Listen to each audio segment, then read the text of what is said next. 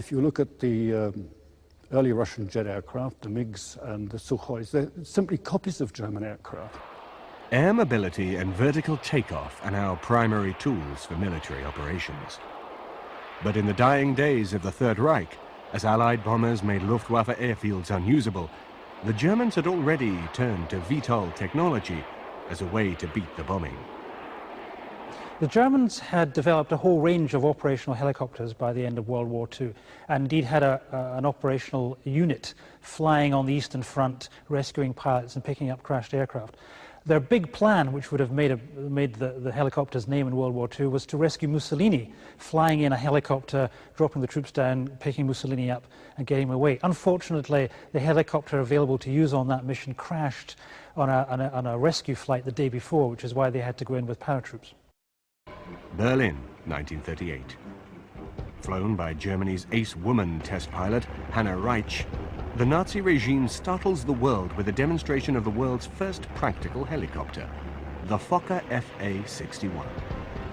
It is a demonstration with a difference. It takes place inside the Great Berlin Exhibition Stadium. The Fa-61 was the brainchild of Heinrich Fokker, founder of the Focke-Wulf Company. During World War II, Fokker would build a large military helicopter known as the Kite. They were used by the Luftwaffe to rescue crashed aircrew and aircraft in the East. Mass production of the Kite was prevented by Allied bombing of the factories where it was being built. German industry desperately needed fighter protection. In September 1944, Focke-Wulf began work on an answer. The Focke-Wulf Treibflügel, or thrust wing, a VTOL fighter powered by 3 ramjets mounted on the ends of 3 rotating wings. The ramjet engine spun the wings like helicopter blades, giving the Treibflügel lift. The planned rate of climb was 25,000 feet per minute. The Treibflügel carried a pilot in a conventional cockpit. The intended speed was 621 miles per hour. Armament would have been 4 cannon. But the war was to end before the complicated Treibflügel could be built, though its ramjet engines were successfully tested at speeds of up to Mach 0.9. But the Treibflügel idea was sound. In the 1950s, the US Navy experimented with a similar vertical takeoff fighter, the Convair XFY-1 Pogo. Several successful flights were made by the Pogo, which had a speed of 575 miles per hour, very similar to that planned for the German aircraft. The Pogo was abandoned when tests revealed a major problem. The aircraft was extremely difficult to land because, in pre-computer days, even an experienced test pilot found it difficult to tell where the ground was. In wartime conditions, with airfields under Allied attack, landing the Focke-Wulf Treibflügel safely would have been virtually impossible for the average military pilot. But Focke-Wulf were not done with vertical takeoff fighters. This is the Focke-Wulf FW-1262 fighter bomber, built in West Germany in the late 1960s as part of a NATO competition. The early 1980s. Engineers of the Northrop Corporation pay a secret visit to the National Air and Space Museum Silver Hill facility in Maryland. They go to examine the sole remaining example of another secret German aircraft captured at the end of World War II.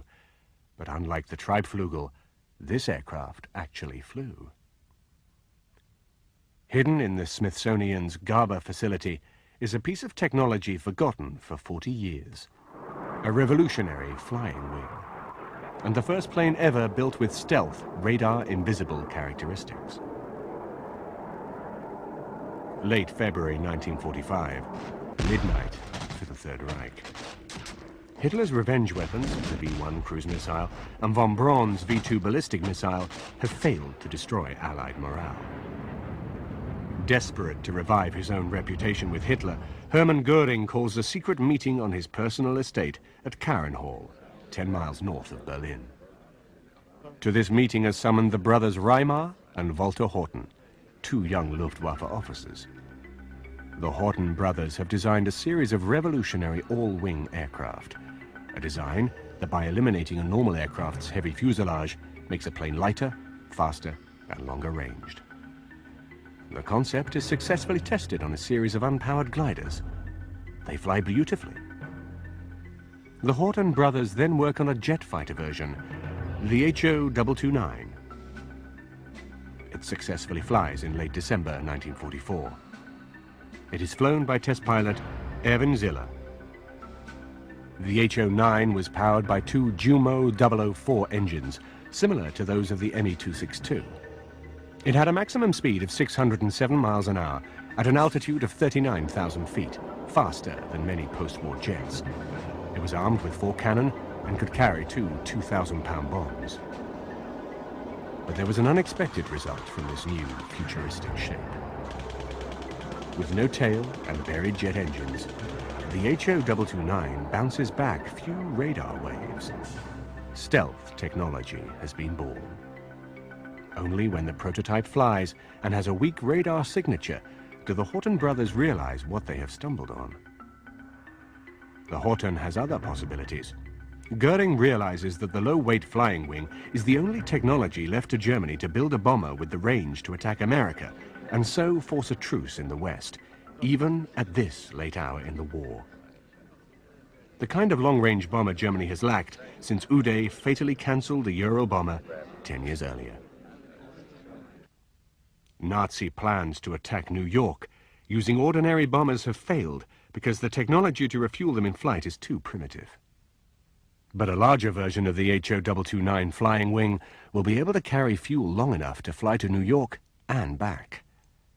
Goering now gambles everything on developing such an aircraft. The Horten 18 America bomber. Its huge wings would carry fuel to fly nearly 7,000 miles at an altitude of 52,000 feet. It will be powered by 4 new Heinkel Herth HES 011 jet engines and carry a crew of 3. Maximum speed would be 528 miles per hour. Goering plans to build the HO-18 in the huge underground factories already in existence to manufacture the Me-262 jet fighter. These factories still exist, as they were too huge to destroy after the war. But what kind of bomb will the America bomber carry? By 1945, dropping a few small high-explosive bombs on New York or Washington will have little effect on the US war effort. How close was Germany to delivering an atomic bomb? The man in charge of the Nazi nuclear bomb program was Werner Heisenberg.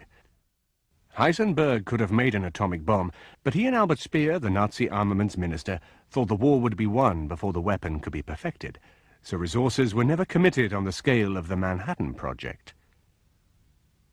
What if the Volksjäger and Focke-Wulf TA-183 had held off US bombing long enough into 1945 for the huge new underground factories and synthetic oil plants to come into production? Imagine. It is just after dawn on the morning of April the 20th, 1946, the Führer's birthday. A Horten HO-18 jet bomber of Kampfgeschwader 200, the Luftwaffe's best bomber wing, takes off on the most important mission of World War II. It is piloted by the Luftwaffe's best bomber pilot, KG-200's commander, Werner Baumbach. Baumbach has long advocated airstrikes against the Panama Canal and New York, using one-way flights by conventional bombers whose pilots would bail out and be rescued by U-boats. He spent a lot of the war trying to persuade Goering to bomb New York. And one of the interesting stories about the German war effort is why they never did. Baumbach's first idea was to take Focke-Wulf Condors and fly one way to New York and Washington, bomb America, then ditch the aircraft south, probably in the Caribbean, and be picked up by U-boats. Goering took the plan to Dönitz, but Goering and Dönitz hated one another, and they fell out, and so